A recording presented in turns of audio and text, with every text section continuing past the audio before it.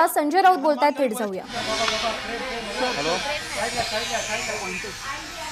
Sir, काल तुम्ही एक ट्विट केलं होतं. या ट्विटमध्ये म्हटलं होतं उद्यापर्यंत इंतजार करा, सगळे वाट बघतायत. नेमका कोणता नवीन घोटाळा तुम्ही बाहेर काढणार आहात? त्यांना सकाळी मी या संदर्भात ट्विट केलेलं आहे. जे महात्मा किरीट सोमय्या आहेत, महात्मा जे सतत भ्रष्टाचाराविरुद्ध इतरांच्या बोलत असतात, धमक्या देत असतात, त्यांच्या संदर्भात गेल्या 3 दिवसापासून मी त्यांचं जे युवक प्रतिष्ठान आहे त्या युवक प्रतिष्ठानच्या खात्यामध्ये संशयास्पद देणग्या कशा येत आहेत, देणगीच्या नावाखाली खंडणी, जे नवलांडी प्रकरणात घडलं आहे ते जिथे, म्हणजे ज्या कंपन्यांवरती ईडीची चौकशी आहे, CBI चौकशी आहे, रेड पडणार आहे किंवा रेड पडते आहे, अशा कंपन्यांकडून हे महाशय देणग्या उकळतात. हा साधा सरळ प्रकार नाही. ईडी किंवा CBIची सध्याच्या कामाची पद्धत अशी आहे की एखाद्या मोठ्या कंपनीवर धाड पडली, एखाद्या गैरव्यवहारासंदर्भात धाड पडली, तर त्या गैरव्यवहाराशी संबंधित ज्यांना तो आर्थिक लाभ झाला आहे, जे लाभार्थी आहेत, त्यांचीसुद्धा चौकशी होते किंवा त्यांनासुद्धा अटक केली जाते. नवाब मलिक यांचं असंच प्रकरण आहे. इतर अनेकांची अशीच प्रकरणं आहेत. आमचीही अशीच चौकशी झालेली आहे. आमच्या अनेक सहकाऱ्यांची अशा प्रकारे चौकशी सुरू आहे. पण किरीट सोमय्या, त्याचं युवक प्रतिष्ठान, त्याच्या खात्यावर अशा अनेक कंपन्याकडून लाखो कोट्यावधी रुपये आलेले आहेत. कालसुद्धा मी 2 प्रकरणांचा उल्लेख केला. आज मी पश्चिम बंगालमध्ये मेट्रो डेअरी म्हणून आहे, त्या मेट्रो डेअरीच्या डिसइन्व्हेस्टमेंट संदर्भात गैरव्यवहार झालेले आहेत आणि त्या संदर्भात ईडी आणि CBIच्या धाडी पडल्यात, रेड्स पडलेल्या आहेत त्यांच्या. आपल्याला दाखवतो मी, हे सगळं आहे. हे बघा, हे मेट्रो डेअरी, त्यांच्याकडून 2019 साली किरीट सोमय्याला काही लाख रुपये मिळाले. त्यांच्या खात्यावरती हे पैसे जमा झालेले आहेत. हे बघा, मेट्रो डेअरी, कलकत्ताचा ॲड्रेस, 30 कंपनी ज्यांच्यावर ईडी आणि CBIच्या धाडी पडल्यात, चौकशी सुरू आहे त्यांच्या गैरव्यवहाराविषयी. या अशाच कंपन्या किरीट सोमय्यांच्या युवक प्रतिष्ठानला लाखो कोट्यावधी रुपये कसे काय देतात, इतर कोणाला का देत नाहीत? किरीट सोमय्याच्याच युवक प्रतिष्ठानला ह्या कोट्यावधी रुपयांचा व्यवहार कसा केला जातो हे मी गेले 4 दिवस रोज एक कंपनी, अशा 172 कंपन्या आहेत. 172 कंपन्या, आणि त्या अनेक कंपन्यांचा व्यवहार शोधण्याचं काम सुरू आहे. आणि त्या प्रत्येकानं किरीट सोमय्याला पैसे दिले आहेत आणि मोठ्या प्रमाणात पैसे दिले आहेत. काल हे महाशय आम्ही तक्रार करायला गेले होते ना, प्रतिष्ठा वगैरे त्यांची काय जी काय आहे म्हणतात ती गेली असं वगैरे सांगण्यासाठी. प्रतिष्ठा ही त्यांची प्रतिष्ठा. बरं, हे अजून मी काही काढलेलं नाही आहे. हे हिमनगाचं एक टोक आहे. याहीपेक्षा मोठी प्रकरणं बाहेर येतील, मी वारंवार सांगतो आहे.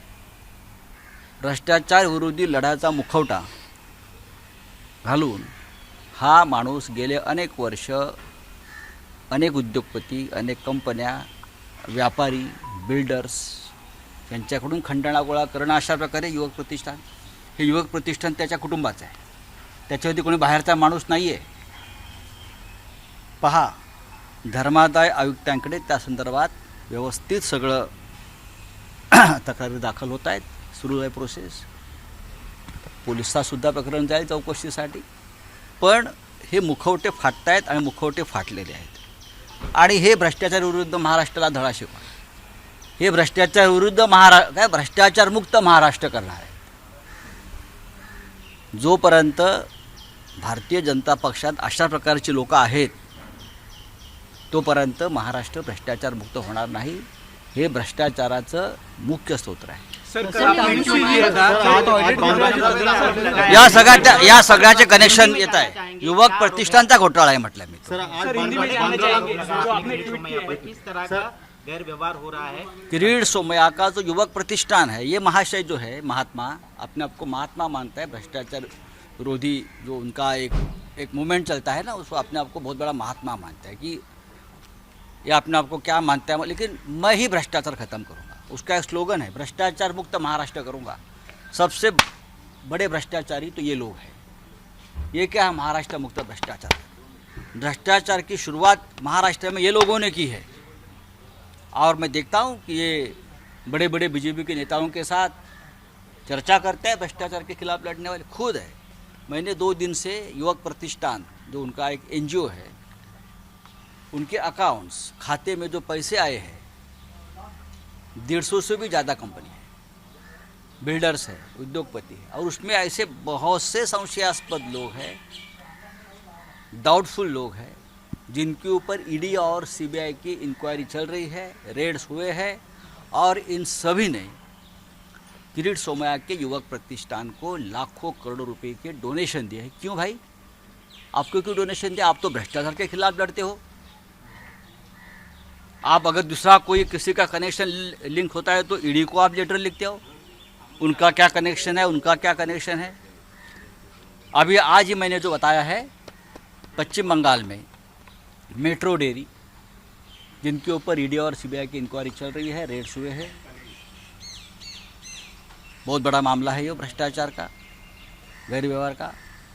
उनकी तरफ से महात्मा किरीट सोमैया को लाखों रुपए उनके खाते में जमा हुए हैं. आप देख सकते हैं, युवक प्रतिष्ठान मेट्रो डेयरी लिमिटेड, लाखों रुपए. कल भी मैंने इस प्रकार की 2 कंपनियों का नाम लिया था, जिक्र किया था, आपको पता होगा. आज मेट्रो का है. मैं आप 100 से ज़्यादा कंपनी, मोर देन 150 कंपनी जिनके साथ उनका व्यवहार हुआ है, और वो डाउटफुल व्यवहार है, बहुत ही घृणास्पद व्यवहार है. मैं तो ये कहूँगा, अगर ED में हिम्मत है, NIA में हिम्मत है, तो किरीट सोमैया का और लोगों का क्या संबंध है पैसे के लेन देन का, ये इंक्वायरी होनी चाहिए. बार बार दिखाता है ना, कागज़ दिखाओ, कागज़ दिखाओ. तो ये क्या है फिर भाई? आपको कौन से कागज़ चाहिए? कागज़ दिखाओ. आपके पास क्या कागज़ है? वो बोल रहा था कि मेरी पत्नी की प्रतिष्ठा, मेरे बेटे की प्रतिष्ठा. फिर आप जिस प्रकार की बातें करते हो, दूसरी की पत्नी की प्रतिष्ठा नहीं होती. हमारे बारे में आप बात करते हो, सबके बारे में. प्रतिष्ठा क्या आपके घर में कोठे पे नाच रही है क्या? प्रतिष्ठा सबको है. और आप किरीट सोमैया का जो नकाब है पूरी तरह से उतर गया है. सबसे बड़ा भ्रष्टाचारी अगर कोई होगा इस देश में तो ये किरीट सोमैया है. और ये नकाब पहनकर एक्सटॉर्शन करता है, बड़े बड़े उद्योगपति, CBI और ED का मिसयूज़ करता है, धमकियाँ देता है ये आदमी. और उसके साथ देवेंद्र फडणवीस भ्रष्टाचार के बारे में चर्चा करते. फोटो आया है कि महाराष्ट्र भ्रष्टाचार मुक्त करने के लिए ये कोई सोमैया ने देवेंद्र फडणवीस जी के साथ मीटिंग की. फडणवीस की प्रतिष्ठा उसमें ख़त्म हो रही है. सर क्या किरीट से विरोधात तक्रार करना चाहते हैं? शिकायत हो रही है चैरिटी कमिश्नर, मुंबई पुलिस,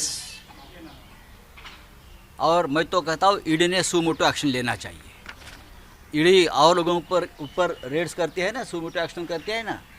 इतने लोगों के साथ उनका व्यवहार कैसा है? ये तो सिर्फ चेक है, थोड़ा चेक ज़्यादा कैश, ऐसा व्यवहार है ये नवलानी पार्ट 2 है.